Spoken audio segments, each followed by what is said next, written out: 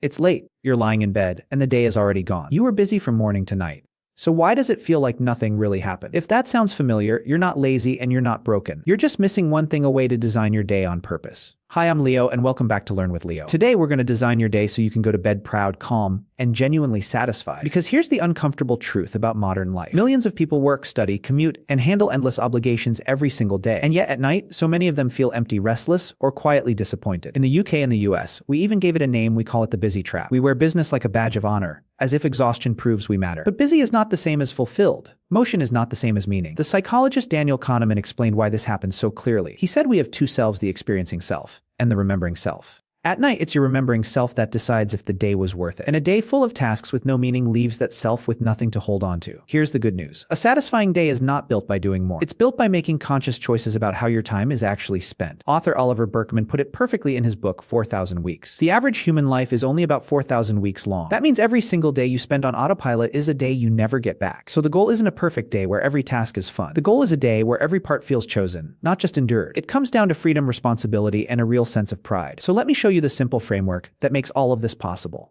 Let's begin. It all starts with one idea. A great day has 3 ingredients, not one. Most people chase just one of them and wonder why they still feel empty. Ingredient number 1, every single day. Do at least one thing you genuinely want to do. Not something impressive, just something that feels like yours. The only rule: keep it ethical, legal, and harmless to the people around you. Psychologist Miley Csikszentmihalyi called this deep enjoyment a state of flow. It's those moments where you lose track of time because you're fully alive. That single choice reminds you that your life still belongs to you. Now for ingredient number 2, the important things you need to do. These aren't always fun, but you do them as well as you possibly can. Because here's the secret: doing hard things well builds real self-respect. In her book Grit, Angela Duckworth found that effort, not talent, shapes success. Every responsibility you handle well is a quiet deposit into your confidence. And now the ingredient almost everyone forgets. Number 3, the tasks that are both unwanted and completely unnecessary. These are the silent time thieves that quietly eat your entire day. Think of the endless notification checking, or that meeting that could have been an email. Most people let these run on autopilot year after year. But you're going to catch them, question them, and take back that time. So there they are, something you want, something you need, and something to remove. But here's the part I really need you to understand. The goal is not to make every single task enjoyable. That's impossible. The goal is to make every part of your day conscious and purposeful. Viktor Frankl said those who have a why to live can bear almost any how. So the real question isn't just what you do, it's why you're doing it. And that leads us to the difference that changes everything: want versus need. So let's untangle these two words, because most people use them without ever knowing the difference. A want is something you do because you choose to. It's driven by interest, curiosity, and freedom. Think of going for a morning run, reading in your favorite coffee shop, or cooking a meal you actually enjoy. Or maybe it's finally working on that creative project you keep telling yourself you'll get to. These activities light you up. They remind you that your day belongs to you. A need, on the other hand, is different. It may not excite you at all, but it supports something important in your life. Something bigger than the task itself. Earning income, finishing your coursework, paying the bills, caring for your family. These aren't the fun parts of life, but they're the ones that hold everything together. Here's where it gets interesting.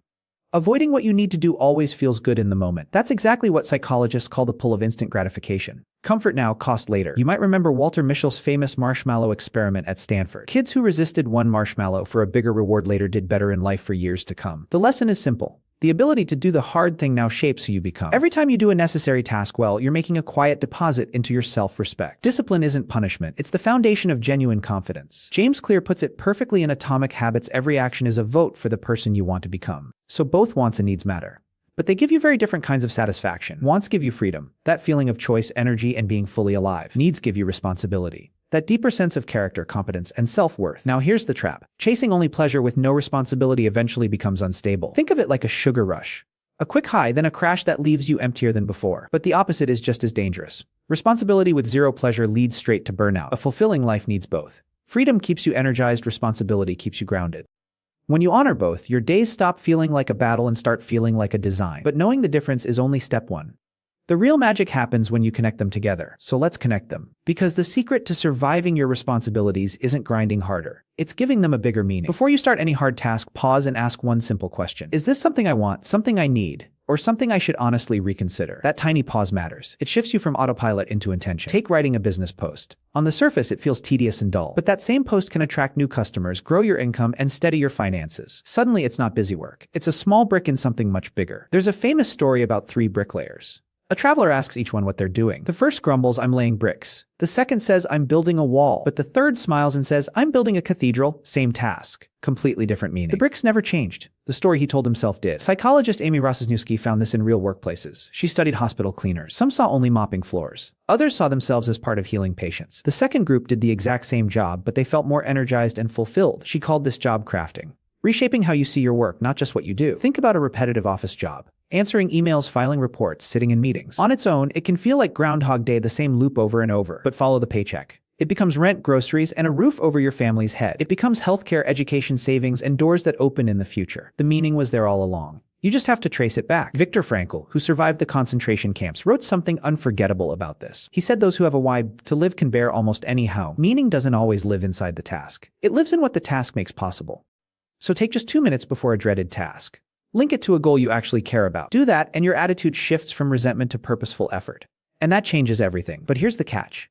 What if you look at your work and there's genuinely nothing in it you enjoy? Then you have to build that enjoyment somewhere else. On purpose. The rule is simple. Schedule at least one thing you genuinely want to do every single day. And it can be small, really small. This isn't about a grand escape. A morning run, meeting a friend, making a proper cup of coffee, listening to your favorite album, or just taking a quiet walk around the block. This isn't just feel-good advice. Psychology backs it up completely. In self-determination theory, researchers Deci and Ryan identified a core human need called autonomy. Autonomy is the feeling that your life is genuinely yours, that you have real choices. Without it, motivation collapses. With it, even hard days feel meaningful. So that one small choice, it's not trivial. It's proof that you still steer your own ship. Now here's where most of us go wrong. We keep postponing the good stuff. We tell ourselves, "I'll relax once this project ends, once things calm down." But that vague future never quite arrives. There's always a next deadline. Think of the classic burnout trap.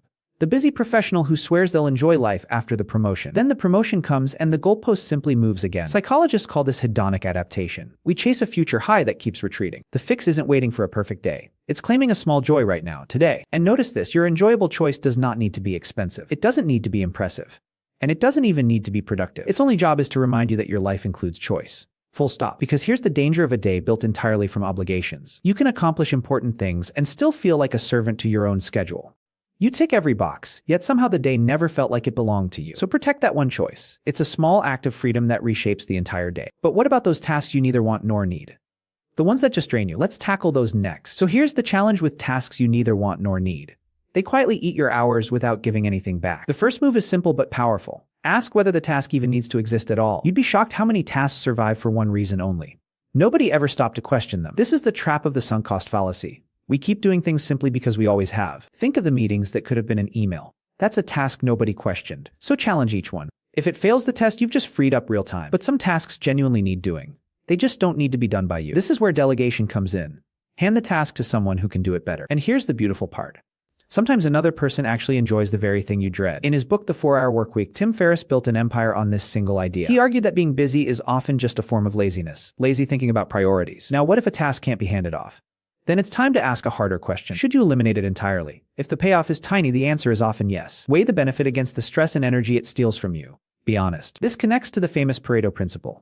Roughly 80% of results come from 20% of effort. So cut the low-value tasks that clutter your day. That noise rarely deserves your best hours. Next comes automation. If a task repeats over and over, let a system handle it. Think templates, scheduling tools, auto replies, or a simple EQ page. Set it up once. A tool like a scheduled email or an autoresponder does the boring work while you sleep. But let's be real. Sometimes you can't delegate, eliminate, or automate right away. So here's the trick.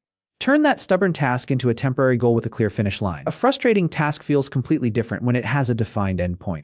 Imagine you're stuck doing a tedious business chore you truly dislike. You tolerate it just long enough to save the money to hire help or build a better system. Now the chore isn't a life sentence. It's a stepping stone. And that changes everything. But sometimes it isn't one task that drains you. Sometimes it's the entire job. You dread the alarm. You watch the clock. And quitting tomorrow just isn't realistic. So here's the shift that changes everything.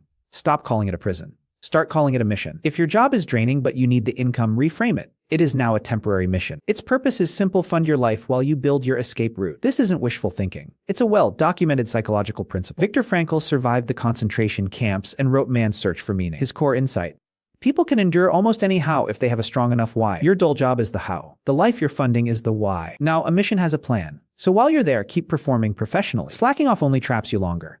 A professional reputation is part of your exit fuel. Then use every spare pocket of time to build career capital. Cal Newport, in So Good They Can't Ignore You, argues rare skills buy you freedom. So learn a skill on your lunch break.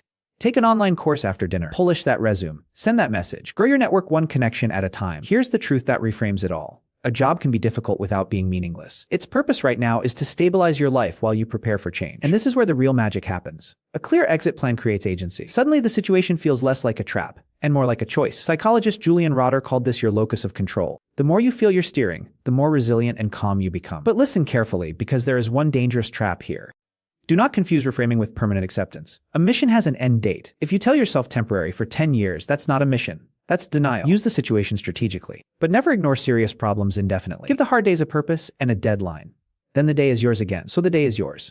But how do you know you actually used it well? The answer comes from a habit almost nobody practices anymore. The evening review. This isn't a new idea. Benjamin Franklin ended every single day with one question. You're going to do something similar, but with 3 simple questions. Question 1. What did I do today simply because I wanted to? Maybe you took a walk, called a friend, or read a chapter of a good book. That small choice matters. It's the proof that your day contained freedom. Question 2. What did I complete today because I truly needed to? The report you finished, the bill you paid, the workout you didn't skip. Take real pride in these, especially the ones that were hard to face, because doing the difficult thing anyway is exactly what builds self-respect. Question 3. What unwanted, unnecessary task did I manage or plan to reduce? Did you delegate something, automate it, or finally decide to cut it? This is where most people go wrong at night. They only replay what went badly. Psychologists call this the negativity bias. Bad moments simply stick harder. Your 3 questions fight back against that. They force your brain to see the full picture. There's real science here. A famous study by Emmons and McCullough proved it. People who wrote down what went right each night were happier and more optimistic. So this review isn't just tidy bookkeeping. It literally rewires how you feel. Now, watch for one pattern. A task that keeps showing up in that 3rd category. If it appears night after night, that's a signal, not just an annoyance. So build a concrete plan. Delegate it, eliminate it, automate it, or replace it. This is exactly what Marshall Goldsmith teaches top executives. Review, then adjust. Do this consistently, and something quietly shifts. Your days stop feeling automatic. Your choices start to line up with the life you're actually trying to build. 3 quiet questions before bed. That's all it takes to turn a busy day into a chosen one. So let's pull everything together into one simple picture you can actually use. A satisfying day isn't about doing more, it's about doing it on purpose. It comes down to 3 simple ingredients. Something you want, something you need, and a plan for the rest. First, do at least one thing you genuinely want to do. Every single day. This is your slice of freedom. It reminds you that your life still includes choice. It doesn't have to be big: a walk, a chapter of a book, a real conversation. Second, do the things you need to do, and do them well. Here's the trick. Connect every responsibility to the bigger reason behind it. Remember the old story of the 2 bricklayers. One says he's laying bricks. The other says he's building a cathedral. Same work. Completely different meaning. Your paycheck isn't just numbers. It's rent, groceries, and the people you love. That's the shift from resentment to purpose. And it changes everything. Third, deal with the tasks you neither want nor need. Don't just accept them. Run them through 4 filters. Delegate it to someone who does it better. Eliminate it if it barely matters. Automate the repetitive stuff with templates and tools. Let the system carry it. And if you can't do any of those yet, give it a finish line. Turn a draining job into a temporary mission that funds your next move. As psychologist Viktor Frankl put it, when we can't change a situation, we're challenged to change ourselves. That's not giving up. That's taking back your sense of control. Then each night, run your quick 3-part review before bed. What did I want? What did I need? And what did I finally cut loose? Tonight, try it just once. Review your day and pick one small improvement for tomorrow. Do this consistently and your days stop running on autopilot. They start belonging to you again, proud, calm, and satisfied. If this helped you see your routine differently, subscribe to Learn with Leo and share it with someone who needs it.